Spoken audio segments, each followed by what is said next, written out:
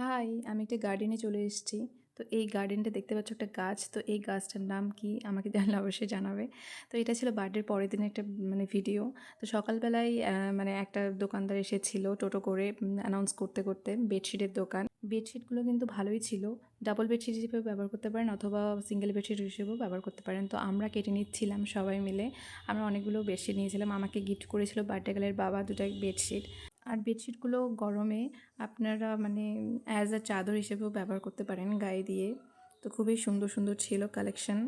আমরা অনেকগুলো নিয়েছি রিজনেবল প্রাইসে। এভরিওয়ান, তো এখন আমরা যাচ্ছি রাস্তা হাঁটতে।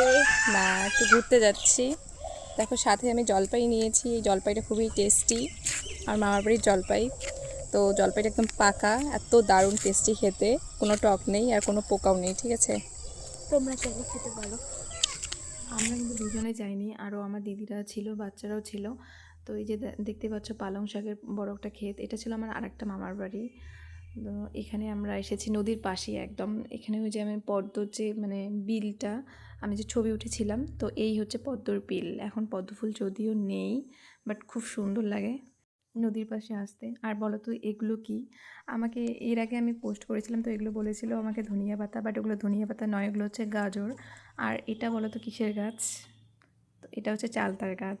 তো দেখো অনেকগুলো চালতা ধরেছে, আর এই যে এরা সবাই চালতা নিচ্ছিল, আমিও নিয়েছিলাম। আর ফার্স্টে আমি দেখে ভেবেছিলাম কচি কচি ডাবের মতনই লাগছিল দেখতে অনেকটা। তো আর দেখো এই যে বাচ্চা কাচ্চাকে নিয়ে আমি একটু এদিকে ওদিকে ঘোরাচ্ছিলাম, দেখাচ্ছিলাম প্রকৃতিটাকে, একটু উপভোগ করো।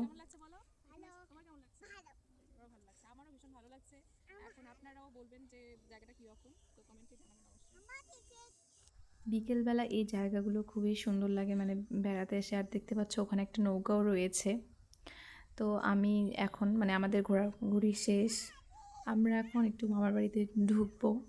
তো দেখতে পাচ্ছি যে বাচ্চাটা আমাকে মাসি মাসি বলতে বলতে একদম পড়েই যাচ্ছিল।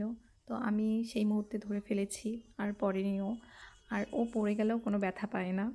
আর কার কার নদী ভালো লাগে আমাকে অবশ্যই জানাবে। আমার তো ভীষণ ভালো লাগে নদীতে, সমুদ্র যদিও আমি এখনও দেখিনি, বাট দেখার খুব ইচ্ছে রয়েছে। তো নদীটাকেই আপাতত এনজয় করছি। তো এখন আমরা ভিতরে একটু প্রবেশ করছি বাড়ির ভিতরে। তো এই যে দেখো পুঁই মাচাটা আমার খুব সুন্দর লেগেছে দেখতে। এই যে দেখো কত সুন্দর করে ফুলগুলো ফুটে রয়েছে, কত সুন্দর করে পুঁইয়ের মাচাটা তৈরি করেছে।